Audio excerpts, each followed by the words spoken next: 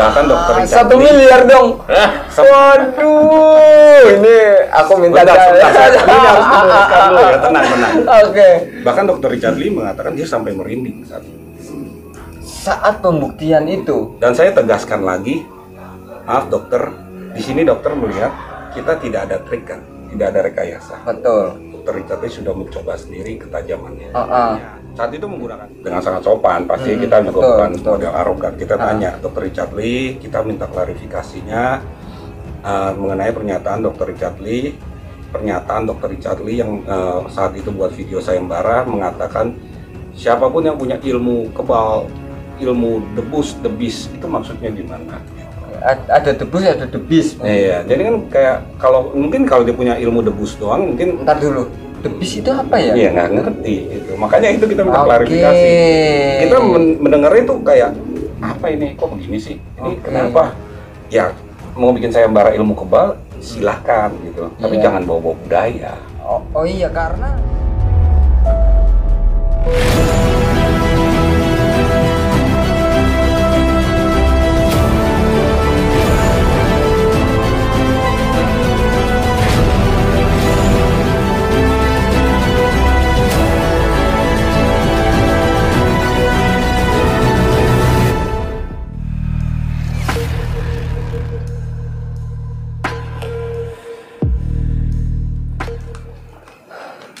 Oke, bismillahirrahmanirrahim. Assalamualaikum warahmatullahi wabarakatuh.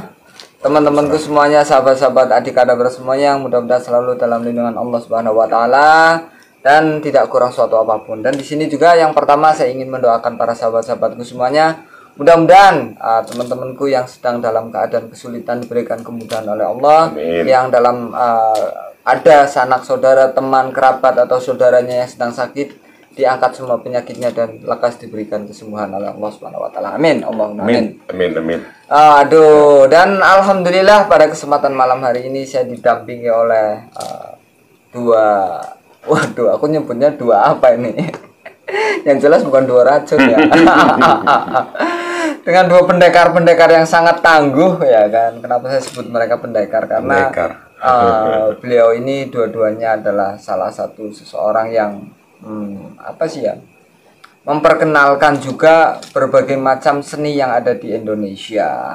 Langsung saja, yang paling ujung di sebelah kiri saya ada, aku manggilnya apa ini? Ki Kumbang. Ada Ki Kumbang. Gimana kabarnya Ki Kumbang? Baik, makasih Mas Adi. Mantap. Akhirnya, Mas Adi baik. Alhamdulillah, barakallah. Semoga selalu sehat, Mas akhirnya Adi. kita ketemu lagi ya. Ini untuk kedua kalinya kedua kali kita ketemu. Dan yang di tengah ini adalah udah nggak asing lagi, udah beberapa kali nongol juga di YouTube channelnya Adik Kadabra, Ko Indra yang ada di MBA channel. Jangan lupa di subscribe juga. Terima kasih. Tapi gini, ini ada sesuatu yang menarik nih. Kayaknya kemarin pas aku lihat di TikTok itu sempet ada sedikit cupli. Kan itu kayaknya habis diundang sama Dokter Richard kalau nggak salah ya. Waduh. Ini baru pertama kali kayaknya saya bahas. Pertama kali ya, tapi benar. Iya, tapi dia sempat mau tayang dan take down. Enggak. Tapi benar nggak sih sempat diundang oleh Dokter Richard Lee sih? Sempat diundang ke sana ya? Sudah. Jadi sebenarnya kalau saya boleh jelasin saat itu kan tujuannya kita ke sana tuh sebenarnya bukan buat sayembara. Nah, yaitu aku juga penasaran itu kenapa tak undang ke sini.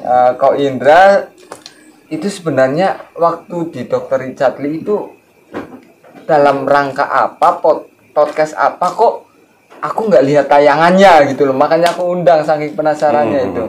Jadi gini, Mas Adi saya jelasin ya. Oke. Kalau saya ini sebagai pecinta seni budaya, saya sebagai pengamat spiritual supranatural yang ada di Indonesia. Oke. Nah, saya ini kecewa sebenarnya pertama kali dengan pernyataan Dr. Richard Lee. Yang mengatakan sayembara dengan mengundang yang punya ilmu kebal, debus, debis. Nah, di hati kami itu terasa seperti merendahkan atau melecehkan. Makanya saya dan teman saya kebetulan yang namanya Kang Awah, beliau juga pemain debus. meminta klarifikasi. Gitu. Itu maksudnya apa sih? Kok ngomongnya kayak gitu? Oke, jadi awalnya itu meminta klarifikasi dari Dr. Richard Lee. Dr. Richard Lee, betul. Nah, waktu itu Kang Awa saya sudah bilang dan dia ada WA juga ke Dr. Richard Lee kan lewat jalur sayembara tapi karena kita nggak punya cara, nggak punya kontak personnya langsung ke sana. Nah, jadi setelah kita ditanggapi, kita dibikin appointment, perjanjian untuk ketemu. Saat itu Kang Awa kontak saya, ya maksudnya karena saya juga di Jakarta dan saya sahabat sama dia minta didampingi gitu. Ya, jadi saya dampingi sampai di sana kita sampai bertemu dengan Dr. Richard Lee.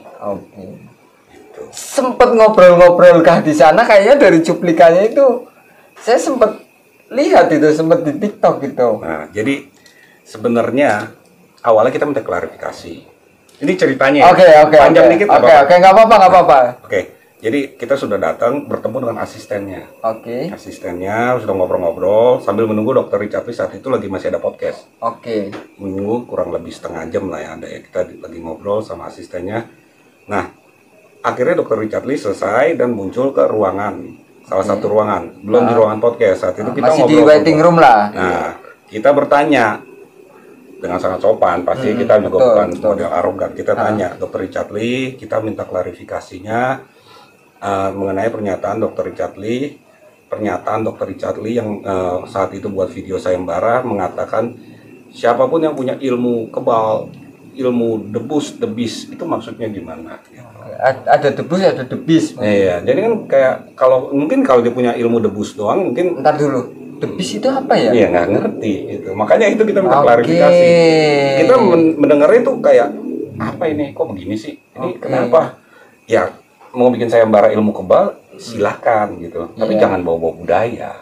Iya, karena debus itu seni ya, seni budaya ya, bukan ilmu debus ya. Nggak ada ilmu debus. Iya, tapi seni debus, betul. Jadi kalau ilmu debus dikatakan ilmu debus, nah ini dia, makanya saat itu Dr. Richard Lee mengakui kesalahannya.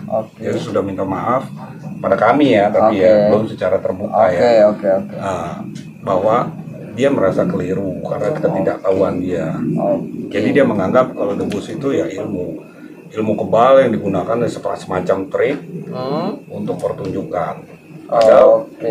Nah, sampai akhirnya kita bicara-bicara muncullah. Tar dulu. Sebelum aku ke Kikumbang ngobrol-ngobrol waktu di sana. Sempet enggak sih ada pembuktian kebalnya? Sempet enggak sih karena nggak ditayangkan kan? Ya, jadi aku penasaran kan? Aku cukup penasaran. Awalnya kita menolak. Karena tujuan kita bukan untuk. Tapi sempet ada permintaan untuk dibuktikan. Ada. Tapi kita menolak. Kita menolak. Jangan-jangan menolak karena buat alasan aja nih, ente kadang-kadang ya kan. Jadi sebenarnya kan kalau saya punya video lengkapnya, Dr. Richard Lee juga punya videonya. Di situ kita akhirnya ada pembuktian. Tapi nanti aku lihat aja boleh ya, nggak usah ditayangin sini, nggak usah aku lihat aja boleh ya. Oke. Jadi biar tahu faktanya dong. Nanti setelah ini aku lihat ya, coba ya. Untuk Master Adi. Siap. Ya, jadi sempat kita melakukan pembuktian. Sempat ada pembuktian. Ya. Dan jebol. Tidak. Lolos. Wah, bahkan Dr. Richard 1 miliar dong. Waduh, ini aku minta ini harus diluruskan dulu ya, tenang. Bahkan Dr. Richard Lee mengatakan dia sampai merinding saat pembuktian itu. Dan saya tegaskan lagi, maaf dokter, di sini dokter melihat kita tidak ada trik kan, tidak ada rekayasa. Betul. Dr. Richard Lee sudah mencoba sendiri ketajamannya. Saat itu menggunakan silet sebenarnya. Menggunakan silet. Kan tantangannya pakai apa ya, pisau bedah atau kembali lagi kita itu sebenarnya nggak untuk sayembara. Karena kita bukan untuk sayembara. Tapi sebenarnya pisau bedah sama silet tajaman mana sih? Nanti waktu Mas Adi cobain. Aduh. Mana yang lebih tajam? Tapi jangan coba ke kulit saya dong. Jangan ya. Oke. Ya sudah dibuktikan, intinya Dr. Richard Lee mengakui kalau ini bukan trik sebenarnya. dia lebih kagum, dia mengatakan kalau ini adalah budaya. Indonesia punya budaya yang seperti ini tuh luar biasa. Setuju. Aduh, ini lumayan menarik ya. Jadi ternyata sudah ada yang melakukan pembuktian di Dr. Richard Lee. Tapi sayang, kenapa nggak tayang ya? Aduh. Dan sebenarnya saat itu sempat ya, kita meminta mana pisau bedahnya. Oke. Mohon sekalian diperlihatkan. Iya, diperlihatkan. Tapi ya. kata Dr. Richard Lee nggak usah lah, udah cukup. Udah cukup ya. Nah, karena mungkin silat juga memang udah super duper tajam ya. Ya kan? kalau menurut saya sih pribadi ya, silat lebih tajam. Betul. Pribadi betul. ya, pribadi. Tapi tak setajam mulut-mulut. Ya. Tidak setajam lidah. Aduh, astagfirullahaladzim. Tapi gini nih, aku juga mau tanya ke saudara kita, salah satu pengamat dan juga praktisi spiritual dan pecinta budaya Ki Kumbang. Dari menurut Ki Kumbang sebenarnya what the meaning is ilmu kebal? Apa sih artinya ilmu kebal itu yang sebenarnya sih? Ilmu kebal ya. Ilmu kebal itu juga kalau ini menurut saya pribadi ya, ilmu kebal itu sebenarnya nggak ada ya. Kita tuh kebal itu, kita tuh diri kita tuh nggak ada dibilang kita kebal tuh nggak ada. Diri kita tuh kebal nggak. Oh, jadi justru menurut Ki Kumbang ini ilmu kebal itu nggak ada. Ya, tapi ada yang mesti saya luruskan nih ya. Oke, Jadi ya, seperti ini ya. Tidak ada tuh ilmu manusia yang kebal. Manusia yang kebal nggak. Manusia yang kebal itu tuh nggak ada. Oke. Kulitnya jadi kayak Superman. Oke. Jadi tebal. Jadi besi itu nggak ada. Nggak ada. Jadi misalkan nih ya, kita contohin, kita menggunakan silet atau parang atau pisau. Saat parang atau pisau itu mulai mendekati tubuh kita, itu berubah menjadi tumpul. Yang tadinya tajam ya, bukan kita tumpulin. Jadi kena efek, semacam kena efek, jadi itunya melunak.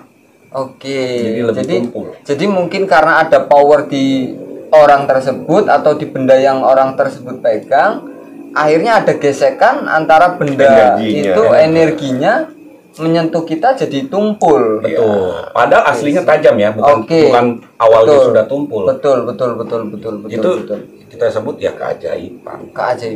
Tapi aku sih sepakat sih. Kenapa aku bilang sepakat? Karena memang orang punya pendapat itu masing-masing berdasarkan keilmuannya masing-masing. Yang dipelajari masing-masing. Mungkin orang kan beda-beda ya. Iya, karena sumber keilmuan itu kan berbeda-beda. Cara menghitung, ibarat kata kita berbicara secara ilmu matematika saja, cara menghitung aja orang berbeda-beda. Ada yang dengan kalkulator, ada yang pakai dengan butiran-butiran kecil, orang sempoa, ya kan, ada yang pakai macam-macam cara menghitung seseorang, ya kan.